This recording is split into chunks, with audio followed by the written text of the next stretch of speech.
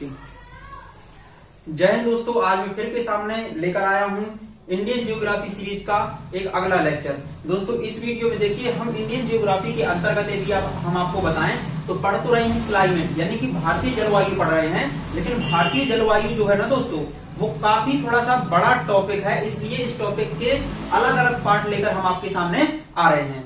ठीक है, तो चलिए देखते हैं इसमें क्या है। देखिए हमने इसके पिछले वाले वीडियो में पढ़ा था शीत ऋतु में मौसम की क्रियाविधि, लेकिन इस वीडियो में पढ़ेंगे ग्रीष्म ऋतु में मौसम की क्रियाविधि। दोस्तों ग्रीष्म ऋतु में मौसम की क्रियाविधि का मतलब होता क्या है, पहले इसको आप समझ लीजिए। देखिए ग्रीष्म ऋतु का मतलब होता है गर्मी। गर्मी के मौसम में जब भारत में दक्षिण पश्चिम मानसून से बारिश होती है तो उस टाइम पर जो मार्च अप्रैल और मई जून इन 3-4 महीनों का जो समय होता है, इस समय पर भारत में यानी कि भारत की जलवायु किस तरह से प्रभावित होती है, किस तरह से उसमें बदलाव आना शुरू होता है, भारत में वर्षा कैसे आरंभ होती है, तो इस चीज को हम डिटेल से समझने की कोशिश करते हैं। तो टॉपिक का नाम क्या है, ग्रीष्म ऋतु में मौसम की क्रियाविधि। अब देखिए दोस्तों हम आपको एक चीज समझाएं, 22 मार्च को सूर्य जो है ना, 22 मार्च को जो अपना हमारा सन है वो विषुवत रेखा में चमकने लगता है। ठीक है, 22 मार्च को सूर्य विषुवत रेखा में चमकने लगता है। आपको हम पहले भी बता चुके हैं जो हमारा सूर्य है वो कर्क रेखा, विषुवत रेखा, सॉरी ये है मकर रेखा है ये। ठीक है, ये मकर रेखा है और ये है विषुवत। ठीक, जो हमारा सूर्य है पूरे वर्ष तक यानी कि पूरे साल कर्क रेखा से लेकर मकर रेखा के बीच में सीधा चमकता रहता है, यानी कि यहां से लेकर यहां तक सूर्य की गर्मी सबसे ज्यादा पड़ती है। ठीक, तो देखिए 22 दिसंबर को, अगर 22 दिसंबर का समय है ना, जो 22 दिसंबर को सूर्य मकर रेखा पर चमकता है, सूर्य यहां पर चमकता है, इसलिए भारत सूर्य से काफी दूर हो जाता है, इसलिए भारत में भयानक ठंडी पड़ने लगती है। ठीक, दूसरी बात 22 दिसंबर के बाद सूर्य धीरे धीरे उत्तर की ओर जाने लगता है और 22 मार्च के दिन सूर्य विषुवत रेखा में चमकने लगता है। ठीक, अब 22 मार्च के बाद यहां पर क्या होता है कि 21 जून को हम आपको बताएं तो 21 जून में, ठीक है, 21 जून को सूर्य कर्क रेखा में चमकता है। देखिए जब सूरज कर्क रेखा में चमकेगा तभी तो भारत में गर्मी पड़ेगी ना। तो देखिए 22 मार्च के बाद सूर्य धीरे धीरे ऊपर की ओर जाना प्रारंभ करता है। ठीक, 22 मार्च के बाद सूर्य धीरे धीरे ऊपर की ओर जाना प्रारंभ करता है। जैसे ही सूर्य 22 मार्च के बाद धीरे धीरे उत्तरायण ऊपर की ओर, मतलब उत्तर दिशा में, मतलब उत्तरायण होता है 22 मार्च के बाद सूर्य जैसे तो उसी तरह से भारत में गर्मी बढ़ने लगती है। बात समझ में आ रही है? जैसे ही 22 मार्च के बाद सूर्य की किरणें धीरे धीरे उत्तरायण होने लगती हैं, वैसे ही यहाँ पर गर्मी ज्यादा बढ़ने लगती है। तो इसकी वजह से क्या होता है दोस्तों, ये जो उत्तर भारत का मैदान है ना, यहाँ पर दिख रहा है राजस्थान पंजाब साइड, ठीक, इधर बहुत ज्यादा गर्मी पड़ने लगती है, क्योंकि जो ये धरातल है, धरातलीय क्षेत्र बहुत जल्दी गर्म हो जाता है और यहाँ पर दोस्तों थार का मरुस्थल होता है। तो 22 मार्च के बाद क्या होता है कि यहाँ पर भारतीय जो प्रायद्वीप होता है ये काफी ज्यादा गर्म हो जाता है। हालांकि ITC-Z अभी यहाँ तक नहीं आ पाया है, ठीक है, ITC-Z अभी यहाँ तक नहीं आ पाया है, लेकिन फिर भी जैसे ही सूर्य थोड़ा सा ऊपर होता है तो भारत में गर्मी बढ़ जाती है। तो इसके बाद देखिए क्या होता है इसमें दोस्तों कि पश्चिमोत्तर भारत यानी कि उत्तर पश्चिमी भारत जो होता है, ये वाला क्षेत्र, यहाँ पर बहुत ज्यादा गर्मी बढ़ जाती है। और दोस्तों जब यहाँ पर गर्मी बढ़ जाती है ना, ये मैप दोस्तों छोटा जरूर दिख रहा है लेकिन आपको सब समझ में आएगा। यहाँ पर जैसे ही गर्मी बढ़ जाती है तो आपको पता है कि जिस स्थान में गर्मी बढ़ जाती है वहां का वायु दाब कम हो जाता है। कैसे? जैसे मान लीजिए कि यहाँ पर हम आग जला दी तो यहाँ की हवाएं उड़ जाएंगी, तो हवा उड़ जाएगी ना तो वायु का स्थान खाली हो जाएगा, यानी कि वायु दाब कम हो जाएगा। ठीक, तो जैसे ही उत्तर पश्चिम भारत में गर्मी बढ़ जाती है तो यहाँ पर वायु दाब कम हो जाता है। अब दोस्तों जैसे मान लीजिए कि यहाँ पर वायु दाब कम है और यहाँ पर वायु दाब अधिक है, या यहाँ पर वायु दाब अधिक है, यहाँ पर ज्यादा हवा है, यहाँ पर कम हवा है, तो ये ज्यादा वाली हवा कम हवा की ओर जाएगी कि नहीं जाएगी? तो इस कारण से यहाँ पर स्थानीय हवाएं चलने लगती हैं पंजाब, राजस्थान, मध्य प्रदेश साइड में।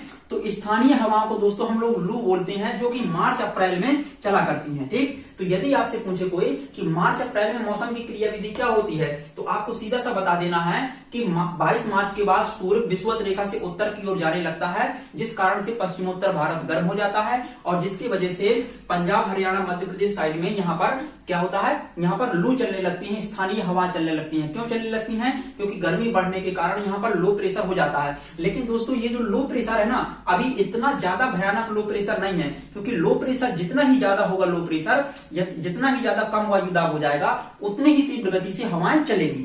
ठीक, बात समझ में आ रही है? जितना ही ज्यादा वायु दाब होगा उतनी ही तीव्र गति से, जितना ही कम वायु दाब होगा उतनी ही तीव्र गति से हवाएं चलेंगी। ठीक, तो इसका ये मार्च और अप्रैल में मौसम की क्रियाविधि इस तरह से रहती है। बात समझ में आई? अब देखिए मार्च और अप्रैल के बाद क्या होता है, मई माह, मार्च अप्रैल मई, अगले महीने में आते हैं। तो देखिए मई के महीने में क्या होता है कि जो ITCZ होता है, दोस्तों हम आपको ITCZ बता चुके थे कि जिधर जिधर सूर्य जाता है, जहां जहां सूरज जाता है उसके साथ साथ में ITCZ जाने लगता है। जैसे मान लीजिए कि ये सूरज है ना, तो यहाँ पर तो सबसे ज्यादा गर्म स्थल है। अगर हम सूरज को इस तरह से क्षैतिज बनाए, ये मान लीजिए कि सूरज है, ठीक। अब देखिए सूरज की गर्मी यहाँ पर भी प्रकाश जा रहा है, तो गर्मी तो यहाँ पर भी पड़ेगी, लेकिन सबसे ज्यादा गर्मी दोस्तों यहाँ पर रहेगी। ठीक है, तो ये कहलाएगा ITCZ, ये आपका क्षेत्र हो गया ITCZ। अब जैसे ही सूरज आगे जाएगा तो ये पट्टी और गर्म बेल्ट और थोड़ी ऊपर चली जाएगी। सूरज नीचे जाएगा तो सूरज इसके नीचे जाएगा तो ये गर्म वाली बेल्ट नीचे चली जाएगी। अगर सूरज ऊपर जाएगा तो ये गर्म वाली बेल्ट ऊपर चली जाएगी। तो इस तरह से होता रहता है। अब देखिए मई के महीने में, शुरुआती मई में, ठीक है, यानी कि मई के पहले दूसरे सप्ताह की बात हम यदि करें तो जो ITCZ होता है ना, ये भारतीय प्रायद्वीप को टच कर जाता है, यानी कि तमिलनाडु वाले एरिया में पहुंच जाता है, तमिलनाडु केरल वाले एरिया में। जिस कारण से होता क्या है कि तमिलनाडु साइड, तमिलनाडु के एरिया में यहाँ पर गर्मी बढ़ जाती है। ठीक है, केरल में गर्मी बढ़ जाती है थोड़ा सा। जब केरल में गर्मी बढ़ जाती है ना, तो यहाँ पर हवा यहाँ की केरल की उड़ जाती है ऊपर। ठीक है, अब केरल की हवा ऊपर उड़ गई तो ये जो जल होता है दोस्तों, इधर से हवाएं यहाँ की ओर चलने लगती है, क्योंकि यहाँ की हवा उड़ चुकी है केरल की ऑलरेडी हवा, तो यहाँ का स्थान हवा का खाली हो गया, तो इसलिए समुद्री हवाएं चलने लगती हैं। तो इस कारण से केरल, तमिलनाडु साइड में, केरल में, कर्नाटक में भयानक तीव्र गति से आंधियां चलती हैं। आपने दोस्तों देखा होगा कि मई के महीने में जो शादियां होती है ना, उसमें तीव्र बौछारों के साथ में, पानी की बौछारों के साथ में तीव्र गति से आंधियां चलती हैं, जिसमें शादी के पंडाल वगैरह सब ये उड़ जाते हैं। मई के महीने में आप बहुत ज्यादा देखा होगा। ठीक है, जुलाई में आपको तीव्र बहुत ज्यादा आंधी नहीं मिलेगी, लेकिन मई के महीने में बहुत बड़ी बड़ी आंधियां चलती हैं, जिसमें शादी में बहुत सारा खाना नष्ट हो जाता है, लोगों के पंडाल उड़ जाते हैं, है ना। इस तरह से आपने देखा होगा। तो इसको देखिए, केरल में धूल भरी आंधियां चलती हैं, मतलब बारिश भी होती है, आंधी भी चलती है। तो देखिए इस आंधी के साथ में होने वाली बारिश को केरल में अलग नाम से जानते हैं, कर्नाटक के लोग कुछ दूसरे नाम से जानते हैं। ठीक है, तो इनके अलग अलग नाम रखे गए हैं। जैसे ये जो मई के महीने में धूल भरी आंधियां चलती है ना दोस्तों, जो मई के महीने में धूल भरी आंधियां चलती हैं केरल में, तो इसको क्या बोलते हैं? केरल में बोलते हैं, यहां पर हम आपको लिख दें, केरल में, ठीक है, केरल में बोलते हैं आम वर्षा। आम वर्षा, केरल में आम वर्षा बोलते हैं। ठीक, और केरल में इसके अलावा क्या बोलते हैं? फूलों की वर्षा। केरल में इन धूल भरी आंधियों को जो मई के महीने में चलती हैं, उनको केरल में आम वर्षा या आम्र वर्षा कहते हैं, और फूलों की वर्षा के नाम से भी इसको जाना जाता है। दोस्तों आम वर्षा इसलिए कहते हैं क्योंकि ये जो फर्स्ट बारिश होती है ना यहाँ पर, तो ये आम की फसल के पकने के लिए बहुत ज्यादा उपयोगी होती है, इसलिए इसको आम्र वर्षा के नाम से जाना जाता है। इसके अलावा यहाँ पर ये फूलों की वर्षा इसलिए कहते हैं क्योंकि कॉफी में जो फूल आने स्टार्ट हो जाते हैं, तो ये जो बारिश होती है शुरुआती, ये बहुत ज्यादा लाभदायक होती है, इसलिए इसको फूलों की वर्षा कहते हैं। इतनी बात समझ में आई? अब देखिए दोस्तों यहाँ पर थोड़ा सा और लिख दे, कर्नाटक में इसको क्या बोलते हैं? ठीक है, कर्नाटक में इसको क्या बोलते हैं? यहाँ पर शॉर्ट में थोड़ा सा छोटे अक्षरों में लिखेंगे। कर्नाटक में इसको चेरी ब्लॉसम, चेरी ब्लॉसम के नाम से भी जाना जाता है। जैसे आपसे कोई पूछे कि मई माह में कर्नाटक में चलने वाली धूल भरी आंधियों को किस नाम से जानते हैं, तो किस नाम से जानते हैं? कर्नाटक में चेरी ब्लॉसम। और वही केरल की बात पूछे तो आम वर्षा या फूलों की वर्षा। ठीक, और इसके अलावा कर्नाटक में इसको कॉफी वर्षा भी कहते हैं, क्योंकि कॉफी की फसल सबसे ज्यादा कर्नाटक में होती है दोस्तों। तो कर्नाटक में जो कॉफी की फसल है ना, इस फसल के लिए ये धूल भरी आंधियां और ये वर्षा, ठीक, आंधी के साथ में जो बरसात होती है, ये कॉफी की खेती के लिए कर्नाटक में उपयोगी होती है, बहुत ज्यादा लाभदायक होती है। इसलिए कर्नाटक में इन धूल भरी आंधियों को क्या बोलते हैं?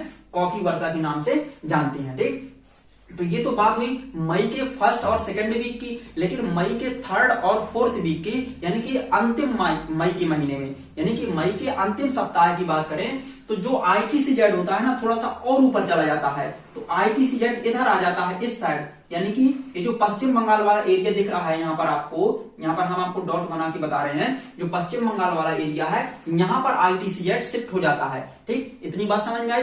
ITC पश्चिम बंगाल में शिफ्ट हो जाता है। तो इसकी वजह से दोस्तों क्या होता है कि जब ITC पश्चिम बंगाल में चला जाता है तो उसकी वजह से पश्चिम बंगाल में धूल भरी आंधियां चलने लगती हैं।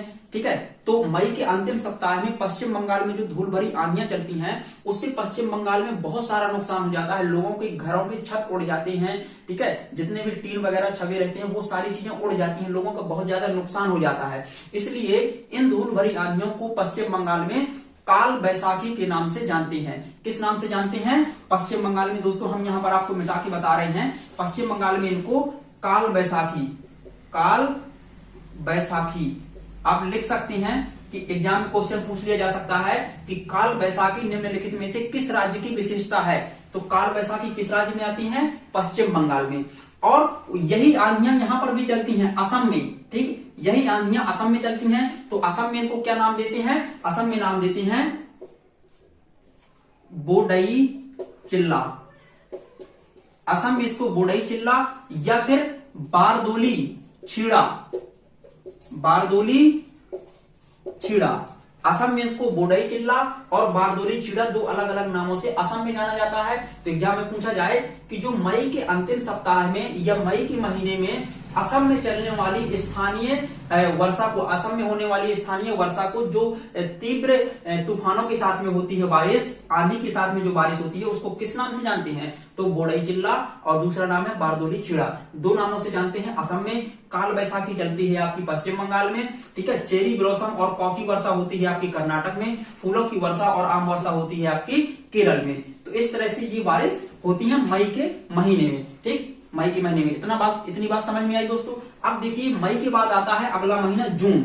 ठीक, अब देखिए जून में तो आपको पता है कि 21 जून के दिन सूरज जो होता है ना, सूरज की किरणें सीधी कर्क रेखा पर चमकने लगती हैं। सूरज की सीधी किरणें 21 जून को कर्क रेखा में चमकने लगती हैं। ठीक, जैसे ही सूरज की सीधी किरणें कर्क रेखा में चमकती हैं, कर्क रेखा आपको पता है भारत के 8 राज्यों से होकर गुजरती है। गुजरात, राजस्थान, मध्य प्रदेश, छत्तीसगढ़, झारखंड, पश्चिम बंगाल, त्रिपुरा, मिजोरम, इन 8 राज्यों से होकर गुजरती है। तो दोस्तों यहाँ पर होता क्या है कि मध्य भारत के आसपास या उत्तर पश्चिम भारत में बहुत ज्यादा गर्मी पड़ने लगती है 21 जून के बाद। ठीक, 21 जून तक। तो इसके बाद इसके कारण से क्या होता है कि ये जो उत्तर पश्चिमी भारत होता है ना, यहाँ पर ITC पूरी तरह से स्थापित हो जाता है। अभी देखिए मार्च अप्रैल में यहाँ पर लू चल रही थी, जबकि ITC यहाँ पर नहीं आया था। ITC तो इधर ही था। ठीक, थोड़ा सा ऊपर उठा था विषुवत रेखा के, तब भी यहाँ पर गर्मी हो गई थी। लेकिन जब सोचिए आप कि जब ITC यहीं पर आ जाएगा तब कितनी भयानक गर्मी चलेगी, है ना, कितनी भयानक गर्मी हो जाएगी। तो यहाँ पर बहुत ज्यादा गर्मी हो जाती है उत्तर पश्चिमी भारत में। और जब दोस्तों उत्तर पश्चिम भारत में बहुत ज्यादा गर्मी हो जाती है ना, तो यहाँ पर लो प्रेशर भी उतना ही ज्यादा हो जाएगा। जितनी ज्यादा गर्मी उतना ही ज्यादा लो प्रेशर। ठीक, लो प्रेशर और गर्मी का संबंध समानुपाती होता है। मतलब जितना ही गर्मी बढ़ेगी तो लो प्रेशर भी उतना ही ज्यादा क्रिएट हो जाएगा। लो प्रेशर ज्यादा क्रिएट होगा, जो आसपास की हवा है तो उसकी वजह से बहुत तीव्र गति से भागेंगी। जितने ज्यादा लो प्रेशर तो आसपास की हवा उतना ही तीव्र गति से भागेंगी लो प्रेशर के स्थान को भरने के लिए। तो इसकी वजह से क्या होता है कि जून के महीने में जो ये अरब सागर है ना, अरब सागर की हवाएं यहाँ पर आने लगती हैं। अरब सागर की हवाएं इस तरफ आकर्षित होने लगती हैं। क्यों आकर्षित होने लगती हैं? क्योंकि यहाँ पर भारत में लो प्रेशर जोन उत्पन्न हो जाता है। और लो प्रेशर क्यों उत्पन्न होता है? क्योंकि ITC यहाँ पर चमकता है। ITC का मतलब होता है बहुत ज्यादा गर्मी वाली बेल्ट यहाँ पर स्थापित हो जाती है, जिसके कारण लो प्रेशर उत्पन्न हो जाता है। तो इस तरह से दोस्तों यहाँ पर हवाएं चलने लगती हैं और भारत में इस तरह से यही वाला ये मानसून होता है जो अरब की खाड़ी शाखा कहलाता है। ठीक है, और इस तरह से यहाँ से बंगाल की खाड़ी की शाखा की हवाएं चलने लगती हैं। तो दोस्तों ये मानसून कहलाता है दक्षिण पश्चिम मानसून। एक्चुअली दोस्तों हम अगले वीडियो में दक्षिण पश्चिम मानसून के बारे में पढ़ेंगे, मानसून की दोनों शाखाओं के बारे में पढ़ेंगे। देखिए उत्तर पूर्वी मानसून तो हम आपको सेकंड वीडियो में, सेकंड लेक्चर में पढ़ा चुके हैं। शीत ऋतु में मौसम की क्रियाविधि जिसमें बताई थी, उसी में पश्चिमी विक्षोभ की उत्पत्ति के बारे में बताया था। ठीक, अब हम दोनों शाखाओं के बारे में पढ़ेंगे। जैसे कि जो दक्षिण पश्चिमी मानसून है ना, उसकी 2 शाखाएं होती हैं। क्योंकि गर्मी में जो बारिश होती है, यानी कि जो जून जुलाई में बारिश होती है ना भारत में सबसे ज्यादा, ठीक, भारत में सबसे ज्यादा बारिश किसकी वजह से होती है? तो दक्षिण पश्चिमी मानसून की वजह से। तो दक्षिण पश्चिम मानसून की दो शाखाएं होती हैं, एक शाखा होती है अरब सागर शाखा और दूसरी शाखा होती है बंगाल की खाड़ी शाखा। तो नेक्स्ट वीडियो में दोस्तों हम इन दोनों शाखाओं के बारे में पढ़ेंगे, अरब सागर शाखा और बंगाल की खाड़ी शाखा, ठीक। और ये दोनों दक्षिण पश्चिम मानसून की ही शाखाएं कहलाती हैं। तो दोस्तों इतनी चीजें इस वीडियो के अंतर्गत आपको याद रहनी चाहिए कि इन स्थानीय वर्षा के नाम, जो तीव्र फुहारेदार बारिश होती है, आंधी के साथ में जो बारिश होती है उसका आपको नाम पता होना चाहिए। ITCZ क्या कहलाता है और किस तरह से हर महीने में ITCZ उत्तर की ओर बढ़ता जाता है और ITCZ का भारत की जलवायु में क्या प्रभाव पड़ता है, भारत में वर्षा कराने में ITCZ का क्या इंपॉर्टेंस होता है। ठीक है दोस्तों, तो इतनी चीजें आपको समझ में आ गई होंगी। और दोस्तों यदि वीडियो पसंद आए तो वीडियो को लाइक करें और चैनल को सब्सक्राइब करें। धन्यवाद।